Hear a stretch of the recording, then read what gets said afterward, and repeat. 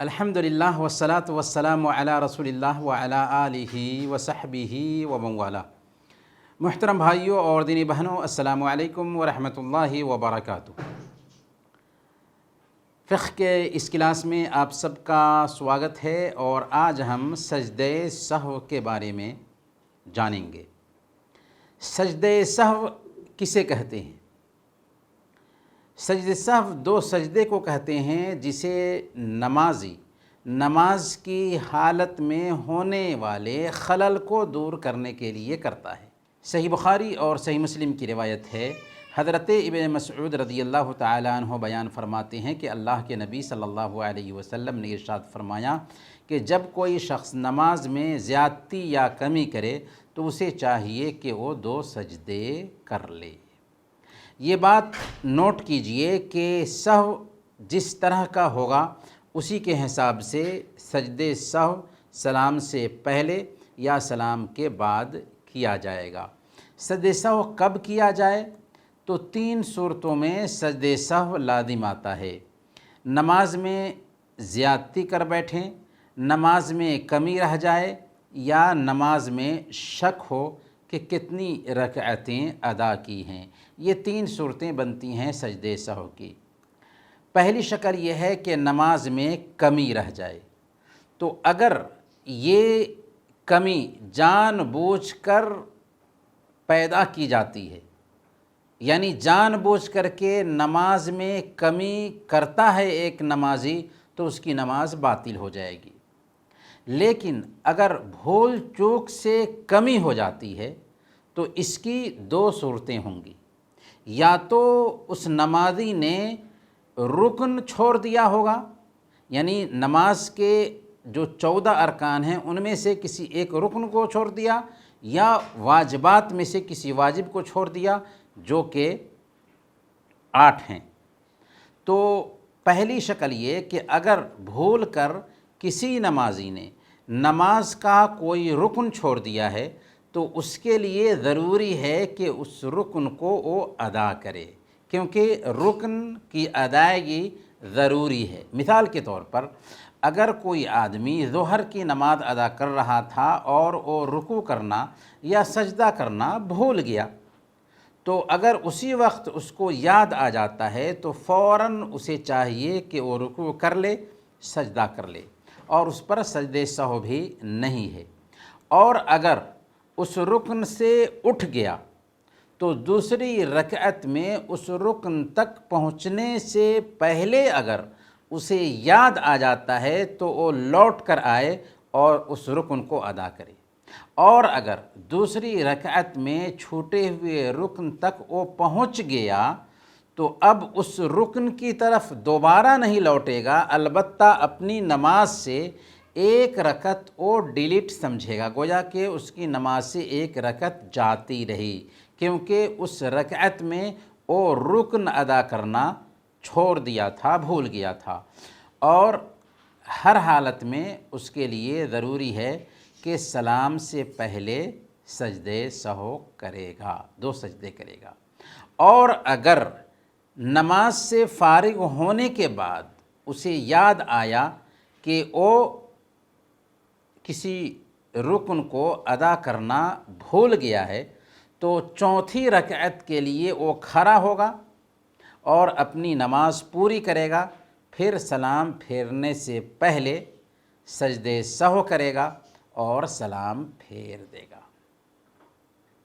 اس شرط کے ساتھ کہ زیادہ تاخیر نہ ہوئی ہو، زیادہ لیٹ نہ ہوا ہو۔ اور اگر زیادہ تاخیر ہو گئی ہے تو پھر اسے چاہیے کہ اپنی نماز کو دہرائے۔ اس کے لیے نماز کو دہرانا ضروری ہے، کیونکہ اس نے ایک رکن کو چھوڑ دیا اور سلام پھیر دیا اور ایک لمبا گیپ گزر گیا۔ تو یہ تو بات رہی رکن کی۔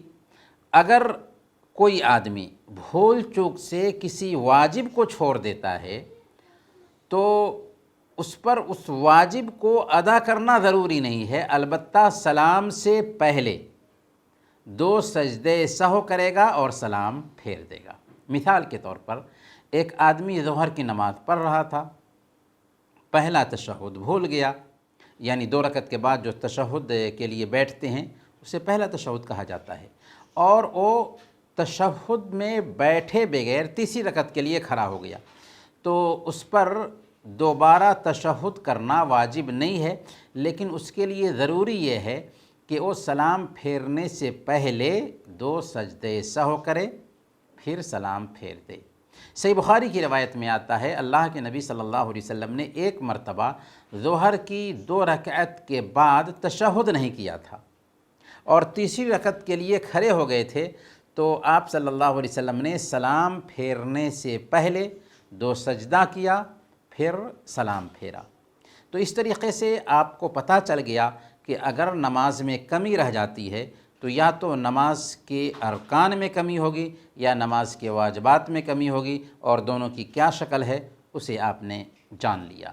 دوسری شکل زیادتی کی ہے، یعنی نماز میں کمی نہ ہو بلکہ زیادتی ہو جائے۔ مثال کے طور پر ایک آدمی ظہر کی نماز ادا کر رہا تھا، وہ بھول کر 5ویں رکعت کے لیے کھڑا ہو گیا۔ اگر اس کو یاد آ جاتا ہے تو فوراً لوٹے، اور اگر اس نے 5ویں رکعت ادا کر لی ہے تو اس کو چاہیے کہ اگر یاد آ جاتا ہے تو سلام پھیرنے کے بعد 2 سجدے کر لے۔ اگر یاد دلایا جائے تو بھی سلام پھیرنے کے بعد 2 سجدے کر لے، کافی ہے، اور پھر سلام پھیر دے۔ صحیح بخاری کی روایت ہے، حضرت ابن مسعود رضی اللہ تعالیٰ عنہ بیان فرماتے ہیں کہ اللہ کے نبی صلی اللہ علیہ وسلم نے ہمیں ظہر کی نماز 5 رکعت پڑھائی۔ آپ سے کہا گیا کہ کیا نماز میں زیادتی ہوئی ہے؟ تو آپ نے کہا کہ آخر کیا ہوا ہے؟ تو لوگوں نے کہا کہ آپ نے 5 رکعت نماز پڑھی ہے۔ حدیث کے الفاظ ہیں فَسَجَدَ سَجْدَتَيْنِ بَعْدَ مَا سَلَّمَ، آپ نے سلام پھیرنے کے بعد 2 سجدہ کیا۔ تو اس سے پتہ یہ چلا کہ اگر کوئی آدمی بھول کر کے 4 رکعت کے بجائے 5 رکعت پڑھ لیتا ہے اور اس کو یاد دلایا جاتا ہے تو اب دہرانے کی ضرورت نہیں ہے نماز کو، بس وہ 2 سجدے کرے گا سلام پھیرنے کے بعد اور پھر سلام پھیر دے گا۔ تو ہم نے کمی کی شکل بھی جان لی، زیادتی کی شکل بھی جان لی، اب تیسری شکل رہ گئی ہے اور وہ ہے شک۔ البتہ اگر یہ شک وسوسہ ہو، کیونکہ کچھ لوگوں کو وسوسہ ہوتا ہے، یا انسان خود شکی ہے، یا عبادت سے فارغ ہونے کے بعد اس کو شک پیدا ہوتا ہے، تو اس شک کا اعتبار نہیں ہوگا۔ کس شک کا اعتبار ہوگا؟ اگر نماز میں شک پیدا ہوتا ہے اور واقعی حقیقی معنوں میں وہ شکی انسان نہیں ہے، وسوسہ بھی نہیں ہے، تب اس کا اعتبار ہوگا، اور اس شک کی 2 حالت ہو سکتی ہے۔ پہلی حالت یہ کہ شک تو ہوا لیکن 2 حالتوں میں سے کوئی ایک حالت اس کے لیے راجح ہو، یعنی شک ہے کہ 2 رکعت نماز پڑھی ہے یا 3 رکعت نماز پڑھی ہے، لیکن 3 رکعت کا معاملہ راجح ہے، تو 3 رکعت ہی وہ سمجھے گا، اور پھر کیا کرے گا؟ سلام پھیرنے کے بعد 2 سجدے سہو کرے گا، پھر سلام پھیر دے گا۔ یا 2 رکعت کا معاملہ اس کے لیے راجح لگ رہا ہے، شک ہے لیکن دونوں میں سے 2 رکعت کا معاملہ راجح لگ رہا ہے، تو وہ 1 رکعت مزید ادا کرے گا اور سلام پھیرنے کے بعد 2 سجدہ کرے گا اور پھر سلام پھیر دے گا۔ تو یہ 2 حالتوں میں سے پہلی حالت کیا ہوئی کہ ایک حالت راجح ہے، تب تو سلام پھیرنے کے بعد 2 سجدہ کرے گا۔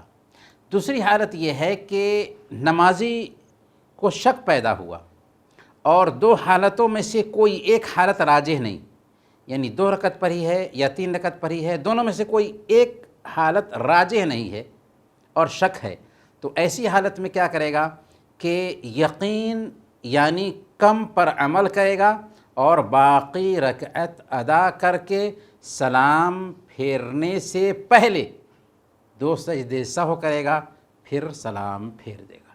اس کی دلیل یہ ہے کہ صحیح مسلم کی روایت ہے، اللہ کے نبی صلی اللہ علیہ وسلم نے ارشاد فرمایا، اذا شک احدکم فی صلاته فلم یدر کم صلی اثلاثا ام اربعا فلیطرح الشک ولیبن علی ما استیقن، کہ جب تم میں سے کسی آدمی کو اپنی نماز میں شک ہو جائے اور اسے معلوم نہ ہو کہ اس نے کتنی رکعتیں ادا کی ہیں، 3 یا 4، تو شک کو چھوڑ دے اور جتنی رکعتوں پر یقین ہو اس پر بنیاد رکھے۔ ثم یسجد سجدتین قبل ان یسلم، پھر سلام سے پہلے 2 سجدے کر لے۔ فإن صلی خمسا شفعنا له صلاته وإن كان صلى اتماما ل40 كانتا ترغیما للشیطان، کہ اگر اس نے 5 رکعتیں پڑھ لی ہیں تو یہ سجدے اس کی نماز کو 6 رکعتیں بنا دیں گے، اور اگر 4 رکعات پڑھی ہوں گی تو یہ سجدے شیطان کی ذلت اور رسوائی کا سبب ہوں گے۔ تو پتہ یہ چلا کہ نماز میں اگر شک پیدا ہو جائے تو اس کی 2 کیفیت ہوگی، یا تو شک کا پہلو راجح ہو تو راجح پر عمل کریں گے اور سلام پھیرنے کے بعد 2 سجدے کریں گے، اور اگر شک کا پہلو برابر ہے تو یقین پر بنیاد رکھیں گے اور جس میں کمی رہ گئی ہے اس کو ادا کریں گے، اور پھر سلام پھیرنے سے پہلے سجدہ سہو کریں گے اور سلام پھیر دیں گے۔ تو یہ تفصیل رہی سجدے سہو کی، کہ یا تو نماز میں کمی کی وجہ سے یا زیادتی کی وجہ سے یا شک کی وجہ سے سجدے سہو ہوتا ہے، اور تینوں حالتوں کی تفصیل بھی ہم نے آپ کے سامنے رکھ دیا۔ اللہ تعالی ہم سب کو دینی بصیرت عطا فرمائے۔ وصلی اللہ علی نبینا محمد وعلی آلہ وصحبہ اجمعین۔